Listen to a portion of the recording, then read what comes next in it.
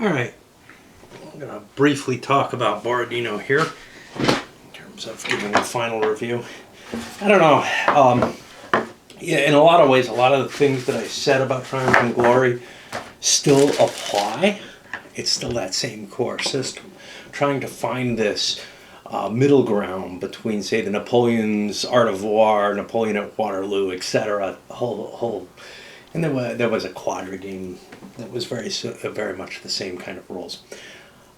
And the more detailed games, most of which tend to be regimental level, but the Napoleonic Brigade series is brigade level, the same level as this, or the same scale. And I think, however, unlike the Triumph and Glory games, this iteration of the rules, and honestly, you can translate this over to the TNG games, and it probably creates really good games for the big ones especially. This is a much more polished version of it all, and there's not a lot to complain about.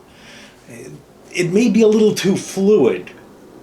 Now, I understand that Napoleonic battles are not American Civil War battles, and they are going to be much more fluid than an ACW battle. And in fact, that's one of the gripes that I have about some of the more detailed games, is they feel a little too rigid. At least the earlier versions of NBS, for example, felt a little too ponderous in terms of the formations moving. Here the formations have a lot of flexibility to shift around and move. And sometimes it feels, though, a little too much for the Napoleonic era, even. You have to remember, this is the era where mobile warfare, in the gunpowder era, was kind of at its best.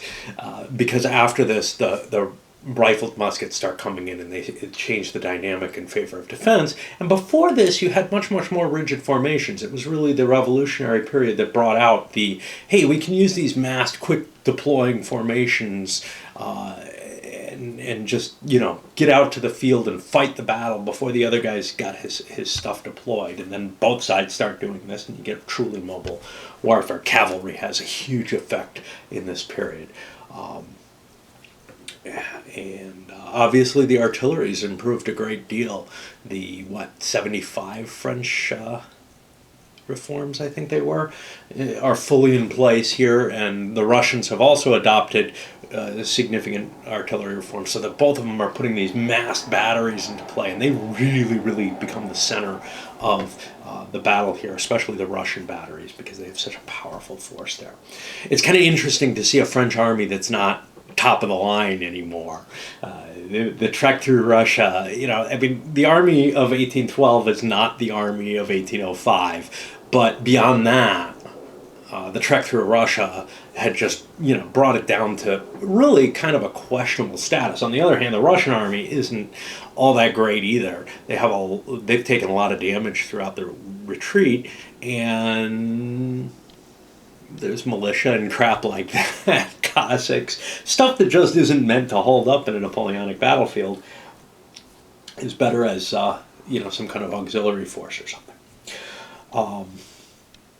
The scenario itself, I was worried it was just going to be too ugly because it was so dense and too static, actually. And it starts out that way, but once you start pounding those units into crap, it becomes actually a very mobile fight. And that's kind of neat. It swung in both directions at different times. There's a lot of luck in this one. Things like the command orders of activation can cause some significant problems for you, much bigger than what you're used to in, say, in Napoleon at Waterloo, where it's like, shit, I got a bad die roll in a key battle. Well, you can still get that, but you can also get, none of my units can move, the other guy's getting all the turns, or I can't change my orders if you're the Russians, just like we had with Charles over at Wagram, although I think that I misplayed the rules there. The updates in the rules definitely help. All the complaints that I had in TNG, the really big ones, they're all gone. The Cav, it's potent, but fragile. It's not like in TNG, it never charged because it didn't have to, and was very valuable. and could just sweep around and wreck anything. Well, here, you can still sweep around and you can put a big threat, but you give warning every time you position your cav, and the enemy can always pull back away from it. And I like that kind of war of maneuver more than... I also think, for the most part, that it correctly represents the era. But I like that kind of war of maneuver better as a game as well than compared to the... I can reach your flank, you're hosed.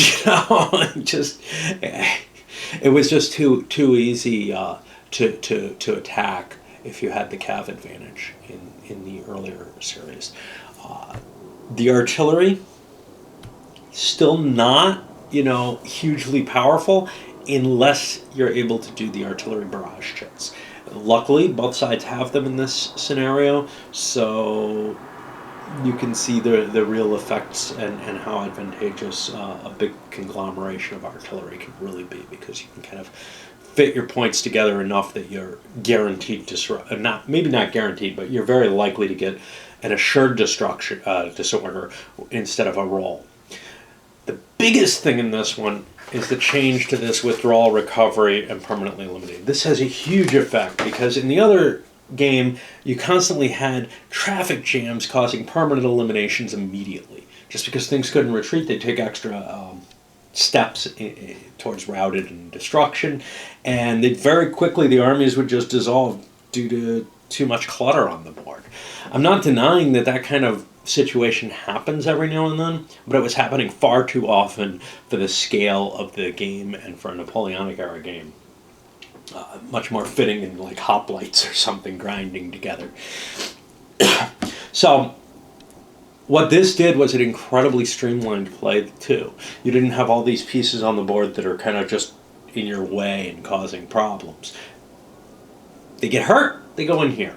They're more likely not to recover than a well-handled army over in the other situation. So if your army's rolling and winning over in the old game, you're pretty much able to get ahead of your routing units so that they all recover. But if you're kind of trying to collapse, your routing units start creating huge problems that are more indicative of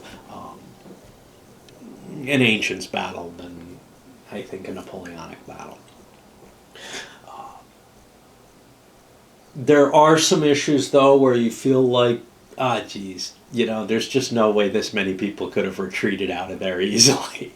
So there's a little bit of abstraction there that kind of creates some lack of realism, maybe, or lack of accurate details. But, when it comes down to the recovery box and rolling the units, enough of them die that you might be able to say, well, yeah, they didn't all make it out. We just didn't know until now, Overall, this was really enjoyable for what it's trying to do, and I think it does it very, very well. The question is, in my mind at least, do I like what it's trying to do? And I'm not sure. I had fun with it, but do I really need something in between those two levels? Do I need something that's not, the details of NBS, but also it's not going to be that simple light game of Napoleon at Waterloo, where, very, very seldomly, but I really get in the mood for something like that. This feels almost like, it kind of puts me in the mood for more detail. But I don't know. Berg says the Borodino scenario should be playable in 5 hours. I think that's right. I don't know. Yeah, I think that's bullshit. Don't count on that. He says, unless you linger over every move. I don't linger over every move when I'm playing solo with a game like this. It felt like it took a lot more than 5 hours. I think this is a full sitting game, just like Wagram is. Yeah, there's less turns, but those first few turns are really painful. And once you get enough units destroyed, though, it picks up the pace right away. But I think it's closer to 8 hours than a 5-hour game. I think the big Wagram, if it went the whole distance, would probably be even longer than that. But a nice long sitting could probably do it, 12 hours. With breaks and everything, but whatever. Anyway, if you're looking for something a little bit richer, a lot richer than the Napoleon at Waterloo system, but without the huge overhead. You know, I mean, if I play Austerlitz in the Napoleonic Brigade series, it's going to take me a couple weeks at the pace I'm at. It's going to take at least twice the time, maybe longer, that the Austerlitz in TNG would have taken. Now, of course, it also is 2 days instead of just one to do the NBS. You have a chance to attack early if you want. But even given that, you know, the armies only have so much staying power, basically.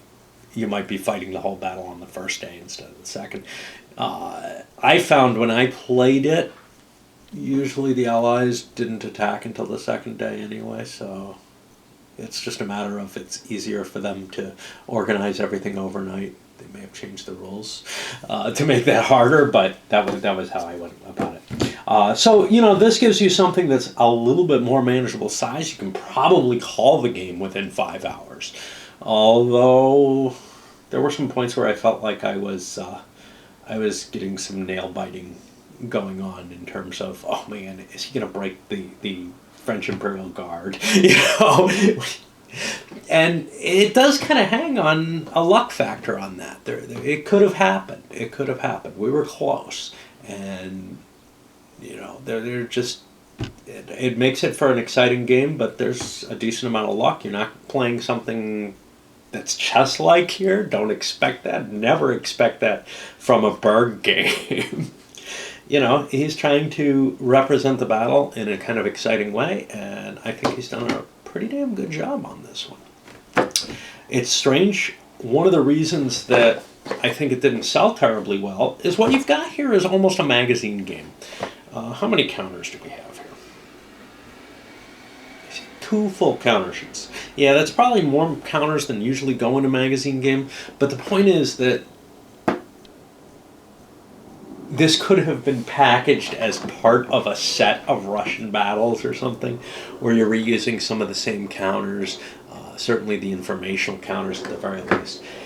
And it feels kind of funny. I don't know what it ran for, probably $30-35 new, and it was in the bargain bin when I got it. You can probably still get it fairly cheaply, and of course the Jour de Gloire series is probably also packaged in a format that you can get a little cheaper.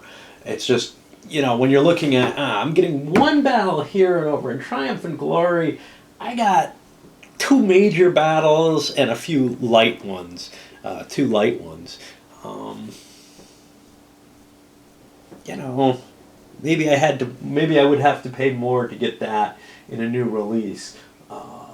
If you look at, like, you know, where Great Battles of History went, they're putting out like 10-12 battles in a box now, though, and for $60 that's a pretty good deal.